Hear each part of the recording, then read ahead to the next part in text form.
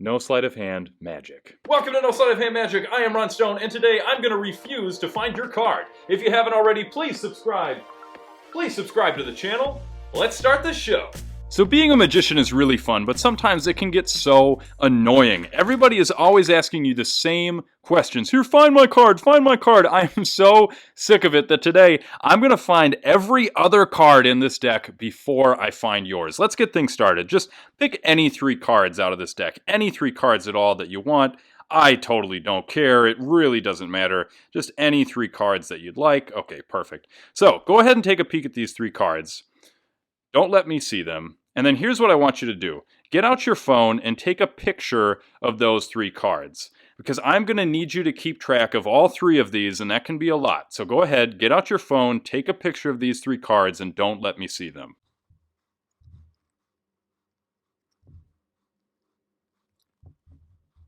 Okay, you got your picture? Okay, great. So, as you can see, I've got these cards separated out into 4 piles. And now here's what I want you to do. Pick any of your 3 selections and go ahead and place it on top of pile number 1 right over here. This one? Okay, so we're going to put that on top of pile number 1. Now, if you would please cut pile number 2 and place the top half over here on pile number 1. Okay, great. Now take either of your other 2 selections and we'll put them right on top of pile number 2 right here. And then the same thing, if you would cut pile number 3 and put the top half over here on pile number 2. And then we'll take your final selection, place it right here, and we'll put these remaining cards on top of there. Now, here's what I'm going to do. I'm going to start flipping cards over one at a time. Now, get that picture out so you can reference this. And if you see one of your 3 cards, I want you to stop me right away. Are you ready? Okay, here we go.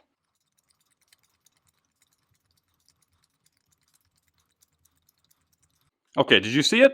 No? Okay, well, I just found a lot of cards that were not yours. So let's do that again. Now remember, if you see one of your cards right away, just tell me to stop, okay? You got the picture out? You looking at it? Okay, here we go.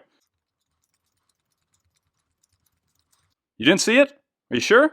Wow, either I'm a really good magician or I'm just really darn lucky. Let's try that one more time. Okay, make sure you're looking at that picture. Tell me if you see one of your cards. Still nothing? That's pretty impressive. Okay, let's do that one more time. Here we go. Okay, so we have 3 cards remaining. Let's take a look here. I went through the deck. I found every single one of these cards. And because I am so talented and I am so sick of finding other people's cards, I don't even want to flip these over. You go ahead and flip them over. And those just so happen to be your 3 cards. That is the trick, everybody. I hope you really enjoyed this one. I love performing this trick. It's so fun to be the annoyed magician. This requires no sleight of hand whatsoever, and there is no setup. This is totally impromptu. You can do this trick anytime, anywhere. If you would like to see how it's done, just wait right there for the how-to walkthrough.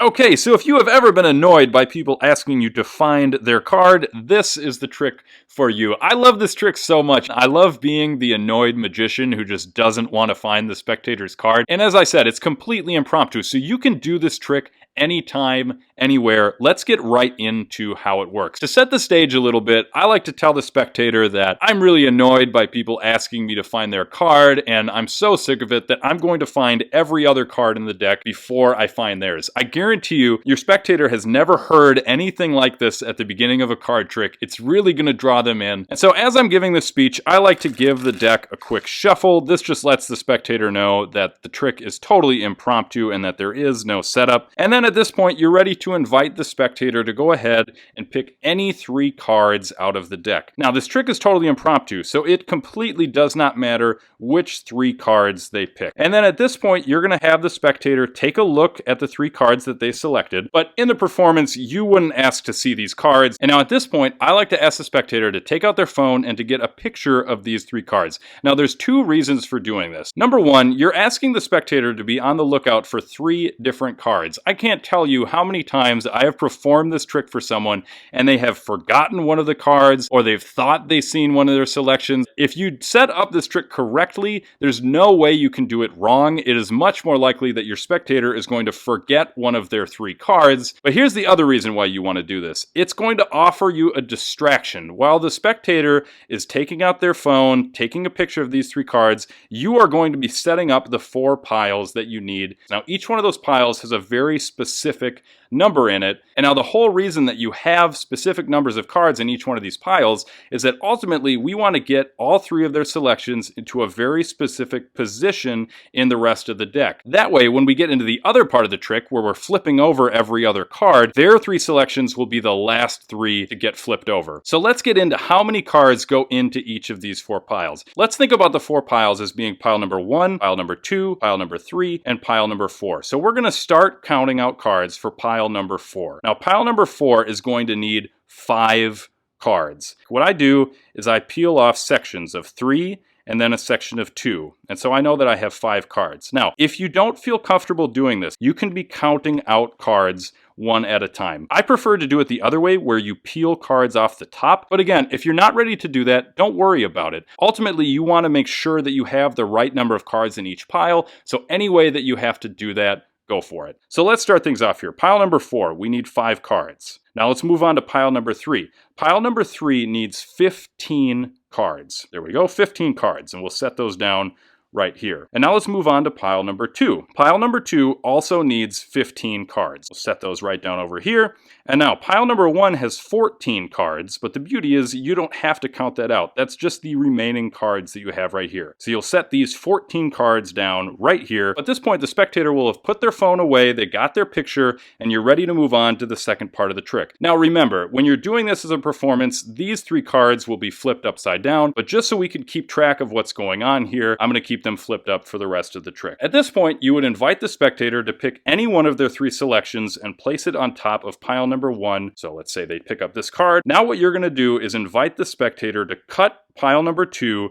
and to place the top half of the pile on top of pile number 1. And so they will cut the cards like this, place the top half over here, and now they would place the cards right on top of the selection like this. But just so we can keep track of how this trick works, I'm going to place the top half of the stack right here. And so at this point, you would invite the spectator to take either one of their other selections and place it on top of pile number 2. And now same thing as before, they can cut pile number 3 and place the top half over here on pile number 2. And then we'll ask the spectator to take their third and final selection, place it on top of pile 3, and then you will grab pile number 4 right here and place it on top like this. So here's what we're going to do. You're going to take pile number 3, place it on top of pile number 2, and then place this pile on top of pile number 1. So even though the spectator thinks that they just cut these cards and totally altered the order, they actually didn't. When you pick up the piles in this way, all that you're doing is taking these cut piles and putting them back together. Before the spectator put their third selection right here, these cards were right over here in pile number 3. They cut pile number 3, they put it on top of number 2, and then they took this selection and placed it right here. Well, when we go to put all of these cards back together again, we're just taking the lower half of pile number 3 and putting it back on the rest of the pile, therefore placing all 15 of these cards in between their 2 selections. That gets their selections into the right positions for the rest of the trick to work. So as long as their 3 cards are in the 6th, the 21st, and the 36th position of the deck, this trick is going to work just fine. At this point, we're ready to move on to the final portion of the trick. All you need to remember for this part of the trick is that the first card in the pile you flip up, and the second card you deal down, and you do that pattern throughout the whole pile. So at this point, I would tell the spectator, okay, we got your selections lost into the deck. I'm going to start flipping over cards one at a time, and as soon as you see one of your selections, you let me know to stop. Now the beauty is, because their cards are in those specific positions in the deck, they're never going to see their card. So let's go through the step of flipping over every other card, and remember that their selections right now are face up, so that's why you will see them. Okay, so you'll get to the end of the pile. I'll tell the spectator, okay, look at all of these cards. Are you sure that none of these were yours? And then you'll go through this whole process again, starting with the top card flipping up and the second card dealing down.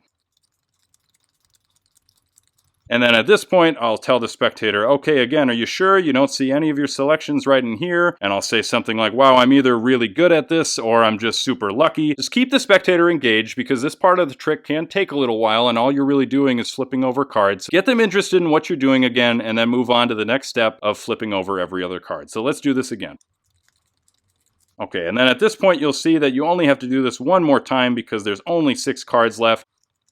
And so then at this point, these 3 cards, which were their selections, would be face down like this. And so what I like to do is go to the spectator and say, check this out. We went through this whole deck. I found all of these cards. Every other card I was able to find except for these 3 cards. And then I'll say something like, you know what? I don't even want to flip those cards over. You go ahead and do it for me. And then your spectator will flip over these cards and they'll see that they were their 3 selections. So really have fun with this one. I love this trick so much. I think it gets great reactions, and because you keep the spectator so engaged throughout it, I think they're really going to love it as well. So now, as always, if you would ever like to come back to this video for a reminder on how to do this trick, coming right up is the 60-second tutorial. 60-second tutorial.